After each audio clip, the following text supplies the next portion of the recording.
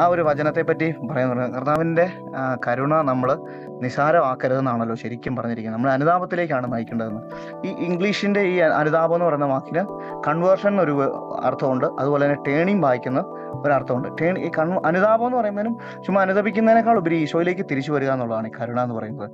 നമുക്കറിയാം ബൈബിളിൽ കരുണയെ വിലമതിച്ചവർക്കെല്ലാം ഹയസ്റ്റ് പൊസിഷനാണ് കർത്താവ് കൊടുത്തിരിക്കുന്നത്. കരുണയെ വിലമതിച്ചവരുടെയൊക്കെ ജീവിതം നമുക്കറിയാം. സഖേവൂസ് കർത്താവ് കരുണ കാണിച്ചു, അത് വിലമതിച്ചു. പിന്നെ അതുപോലെ തന്നെ പാപിനിയായ സ്ത്രീ പിടിക്കപ്പെട്ട് കഴിഞ്ഞപ്പോൾ കർത്താവ് കരുണ കാണിച്ചു, പിന്നെ ഈശോയുടെ പുറകെ പോവുകയാണ്.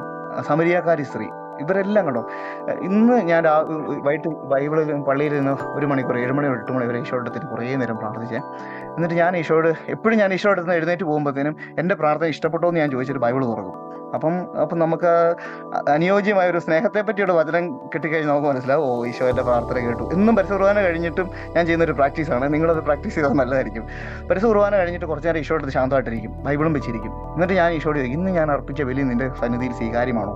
എന്നിട്ട് ബൈബിൾ തുറക്കും. അപ്പോൾ ഏതാ കിട്ടുന്നത്? മോവാബിനെതിരെ ഓരോ വചനങ്ങൾ കിട്ടും, ബൈബിളിലുള്ള വചന അസിറിയക്കെതിരെ. അപ്പൊ എനിക്ക് മനസ്സിലായി, എൻ്റെ ഈശോ നീ ഇത് ബലി സ്വീകരിച്ചില്ലേ? അപ്പൊ ഞാൻ ഇച്ചിരൂടെ കൂടുതൽ തീക്ഷ്ണമാകാൻ വേണ്ടി പരിശ്രമിക്കും. അപ്പൊ ഇന്ന് ഞാൻ പറഞ്ഞത് എന്താണെന്ന് വെച്ച് കഴിഞ്ഞാൽ, എന്നിട്ട് ഞാൻ ഇന്ന് എനിക്ക് ജീവിതത്തിൽ ഏറ്റവും ഇഷ്ടപ്പെട്ട വചനം തന്നെയാണ് ഈശോ ഇന്നത്തെ 1 മണിക്കൂർ 7 മണി തൊട്ട് 8 മണി വരെയുള്ള ആരാധന കഴിഞ്ഞിട്ട് ഞാൻ ബൈബിൾ തുറക്കുമ്പോൾ കിട്ടുന്നത് യോഹന്നാന്റെ സുവിശേഷം ഏതറിയോ അവസാന ഭാഗം 21-ാം അധ്യായം 15 മുതലുള്ള തിരുവചന ഭാഗം. പത്രോസിനെ അജപാലകനായിട്ട് തിരഞ്ഞെടുക്കുന്ന പത്രോസിനോട് ചോദിക്കുക, നീ ഇവരെക്കാളധികം നീ എന്നെ സ്നേഹിക്കണോ എന്ന് ചോദിക്കുന്നൊരു ചോദ്യമുണ്ട്. 3 തവണ ചോദിക്കുന്നുണ്ട്.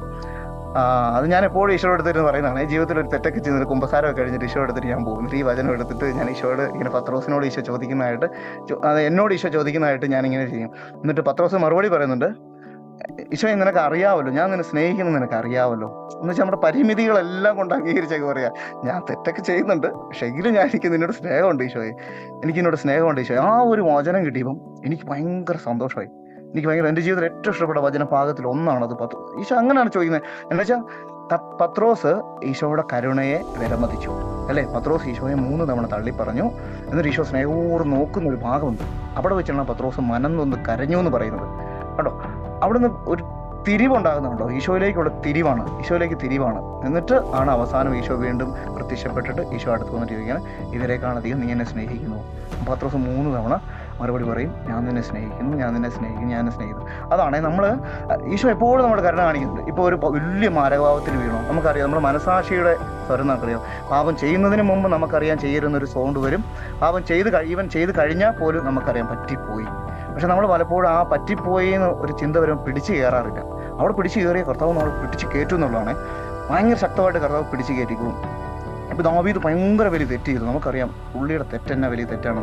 അദ്ദേഹം രാജാവായിരുന്നു, യുദ്ധക്കളത്തിൽ ഉണ്ടാവേണ്ട സമയം അദ്ദേഹം ഭക്ഷണം കഴിച്ചിട്ട് കൊട്ടാരത്തിൽ കിടന്ന് ഉറങ്ങുകയായിരുന്നു. അങ്ങനെ തന്നെ ബൈബിൾ എഴുതി വെച്ചിരിക്കുന്നത്. എന്നിട്ട് മട്ടുപ്പാവിൽ ഉലാത്തിക്കൊണ്ടിരുന്നപ്പോൾ ബത്ശേബ എന്ന് പറയുന്നൊരു സ്ത്രീ കുളിക്കുന്നത് കണ്ടു. പിന്നെ ആ സ്ത്രീയെ വിളിച്ച് പാപം ചെയ്തു. അത് ആ പുള്ളിക്കാരത്തിലെ ഹസ്ബൻഡിനെ കൊല്ലിക്കുക ചെയ്തത്. മദ്യം കൊടുത്തു, അത് കഴിഞ്ഞ് കൊല്ലിച്ചു. എന്തോ ഒരു വലിയ തെറ്റാണ് അവിടെ ചെയ്യുന്നത്. പിന്നെ പുള്ളിക്കാരി സ്വന്തമാക്കി. അപ്പോഴാണ് നാഥാൻ പ്രവാചകനെ വിട്ടിട്ട് കർത്താവ് ചോദിക്കുന്ന ഒരു വലിയ കഥയൊക്കെ പറഞ്ഞിട്ട് ചോദിക്കും. അതൊക്കെ പറഞ്ഞിട്ട് പിന്നെ ദാവീദ് അനുദപിക്കുന്ന ഒരു ഭാഗങ്ങൾ കണ്ടോ. കണ്ടോ, കർത്താവ് കരുണ കാണിച്ചു. ആ കരുണയോട് ദാവീദ് റെസ്പോണ്ട് ചെയ്യുക. അവിടെയാണ് എന്നിട്ട് അപ്പസ്തോല പ്രവർത്തനത്തിന്റെ 13:22 പറയുന്നുണ്ട്, ജസ്സയുടെ പുത്രനായ ദാവീദിൽ എൻ്റെ ഹൃദയത്തിനിണങ്ങിയവനെ ഞാൻ കണ്ടെത്തി. അത്രയും വലിയ തിന്മ ചെയ്തവനെ കുറിച്ച് പറയുന്നത് കണ്ടോ. ജസ്സയുടെ പുത്രനായ ദാവീദിൽ എൻ്റെ ഹൃദയത്തിനിണങ്ങിയവനെ ഞാൻ കണ്ടെത്തി. ഇപ്പൊ നമ്മൾ നമ്മൾ എല്ലാവരെയും ഞാനിത് പറയുമ്പോൾ തന്നെ നമ്മൾ ഒത്തിരി പേരെ ഇൻവൈറ്റ് ചെയ്യുന്നുണ്ട്. എനിക്കത് ഫീൽ ചെയ്യുന്നുണ്ട്. നമ്മളെല്ലാം ഇൻവൈറ്റ് ചെയ്യുന്നുണ്ട് പല സംഭവങ്ങൾ ഉപേക്ഷിക്കാനും ഈശോയിലേക്ക് തിരിച്ചു വരാനും. എനിക്ക് പറ്റുമോ എന്ന് ചിന്തിക്കുന്ന ഇപ്പോഴും ഉണ്ട്. നിങ്ങൾ തോന്നൽ വെറുതെ തിരിച്ചു പിടിക്കുക, ഈശോ സഹായിക്കും. പത്രോസ് പറഞ്ഞ പോലെ നമ്മൾ ആ ഉള്ളിൻ്റെ ഉള്ളിൽ നിന്ന് പറ, എൻ്റെ ഈശോയെ ഞാൻ സോഷ്യൽ മീഡിയയ്ക്ക് അഡിക്റ്റ് ആണ്, അല്ലെങ്കിൽ എന്താ പറയുക, ഞാൻ ഇത്തരത്തിലുള്ള തിന്മകളൊക്കെ ചെയ്യുന്നുണ്ട്, അല്ലെങ്കിൽ ഞാൻ കുറ്റം പറയുന്ന സ്വഭാവമുണ്ട്, ഞാൻ ചീത്ത പറയുന്ന സ്വഭാവമുണ്ട്, എങ്കിലും ഞാൻ നിന്നെ സ്നേഹിക്കുന്നുണ്ട് ഈശോയെ, നിനക്കത് അറിയാമല്ലോ. അങ്ങനെ പറഞ്ഞ് നമ്മൾ ഈശോയിലേക്ക് വരുവാണെങ്കിൽ പെട്ടെന്നൊരു മാറ്റം ഉണ്ടായെന്ന് വരികയില്ലേ, നിങ്ങൾക്ക് ഫീൽ ചെയ്യും. അതിൻ്റെ ഇൻറ്റൻസിറ്റി കുറയുന്നത് നിങ്ങൾക്ക് കാണാൻ പറ്റും. അതിൻ്റെ ഇൻറ്റൻസിറ്റി ഇന്നിപ്പോൾ നമ്മൾ 1 മണിക്കൂറാണ് ചിലപ്പോൾ ഒരു സംഭവം ചെയ്ത് അഡിക്റ്റ് സോഷ്യൽ മീഡിയ കണ്ടുകൊണ്ടിരിക്കുന്നതെങ്കിൽ നാളെ അത് തന്നെ 1/2 മണിക്കൂറാണെന്ന് കാണാൻ പറ്റും. പിന്നെ അത് നിങ്ങളുടെ ജീവിതത്തിൽ നിന്ന് പൂർണ്ണമായിട്ട് മാറുന്നത് കാണാൻ പറ്റും. എൻ്റെ ജീവിതത്തിൽ നിന്നൊക്കെ ഈ സോഷ്യൽ മീഡിയ പൂർണ്ണമായിട്ട് ഈശോ എടുത്ത് മാറ്റി എന്നുള്ളതാണ്. ഈ എന്താ പറയുക, ഈ യൂട്യൂബ് കാണിച്ചും പരിപാടിയൊക്കെ. പിന്നെ ചിലവരിലൂടെയൊക്കെ ചില വാണിങ്ങുകളൊക്കെ എനിക്ക് തരുന്നുണ്ട്. ഈ ദിവസങ്ങളിലൊക്കെ എനിക്കൊരു വാണിങ് വന്നായിരുന്നു, അച്ഛൻ ഒത്തിരി സൂക്ഷിക്കണം കേട്ടോ എന്നൊക്കെ. അപ്പോൾ അതൊക്കെ എല്ലാം പ്രതി ഞാൻ ഈശോയുടെ ഇങ്ങനെ ഇങ്ങനെ ചില മനസ്സിങ്ങനെ ടേൺ ചെയ്യുകയാണെന്ന് കണ്ടാലോ എന്നൊക്കെ ഓർത്തെ. അപ്പോൾ ഓരോരുത്തരോട് പറയും, അച്ഛൻ ഇച്ചിരി മാതാവിനെ സ്നേഹിക്കണം കേട്ടോ. അപ്പോൾ എനിക്ക് മനസ്സിലാവും വാണിങ് കർത്താവ് തരുന്നുണ്ടെന്ന് ഓരോ വ്യക്തികളിലൂടെ. അപ്പോൾ നമ്മുടെ നന്മമരത്തിലൂടെയൊക്കെ തന്നെയാണ് കേട്ടോ. അപ്പോൾ ഈശോയ്ക്ക് ഒത്തിരി നന്ദി പറയാണ്. അപ്പം നമുക്ക് തോന്നുന്ന പ്രചോദനം ഉണ്ടല്ലോ, ആ കരുണയുടെ പ്രചോദനത്തെ നമ്മൾ വിലമതിക്കുക, അത്രേ ഉള്ളൂ. വേറെ ഒന്നും നമ്മൾ ചെയ്യാനില്ല. അതായത് പത്രോസ്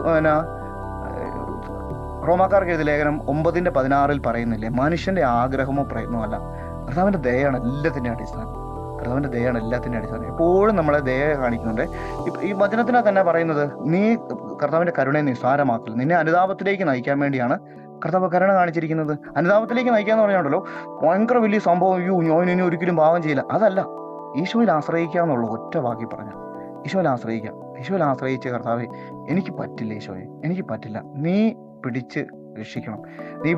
അതുകൊണ്ടാണ് നമുക്കറിയാലോ, ഈശോ പോയി കഴിഞ്ഞപ്പോഴത്തേനും ഒരു സഹായനെ കൊടുക്കുകയാണ്. അതിന് നമുക്ക് പരിശുദ്ധാത്മാവിനെ തന്നിരിക്കുന്നത്. നമ്മൾ പെന്തക്കോസ്തായിക്ക് വേണ്ടി ഒരുങ്ങിക്കൊണ്ടൊക്കെ ഇരിക്കുകയാണല്ലോ.